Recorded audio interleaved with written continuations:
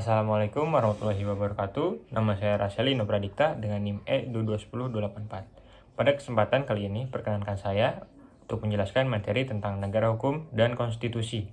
Hukum adalah perangkat norma yang mengatur pergerakan manusia yang terdapat timbal balik sanksi yang bersifat memaksa. Konstitusi merupakan keseluruhan ketatanegaraan suatu negara. Kaitan hukum dengan konstitusi adalah sebuah peraturan hukum yang mendasar yang mengatur tugas-tugas dan organisasi pada negara. Konstitusi berupa yang pertama kumpulan kaidah, yang kedua dokumen tentang pembagian tugas, yang ketiga deskrip lembaga negara dan tentang perlindungan HAM. Kedudukan konstitusi, yang pertama hukum dasar yang berisi aturan, yang kedua hukum tertinggi dalam tata hukum. Fungsi konstitusi sebagai satu, penentu atau pembatas kekuasaan, yang kedua mengatur hubungan organ negara. Tujuan konstitusi sebagai pengawasan terhadap kekuasaan.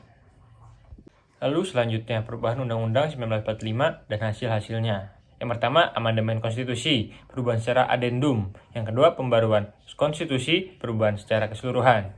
Lalu selanjutnya adalah perubahan Undang-Undang Dasar 1945. Perubahan pertama, sidang MPR tahun 1999, disahkan 19 Oktober 1999.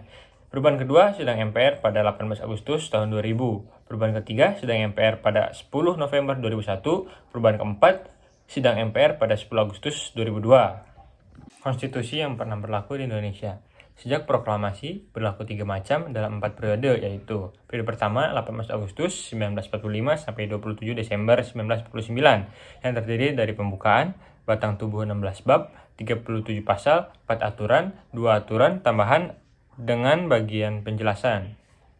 Periode kedua pada tanggal 17 Desember 1949 hingga 17 Agustus 1950 berlaku Undang-Undang Dasar 1949, Konstitusi RIS, yang terdiri dari 6 bab, 197 pasal, dan beberapa bagian.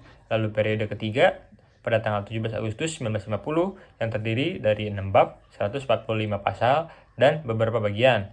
Lalu periode keempat pada tanggal 5 Juli 1959 sekarang kembali berlaku Undang-Undang Dasar 1945. Sekian materi tentang negara hukum dan konstitusi yang telah saya sampaikan. Besar harapan dapat bermanfaat bagi saya dan yang mendengarkan. Wassalamualaikum warahmatullahi wabarakatuh.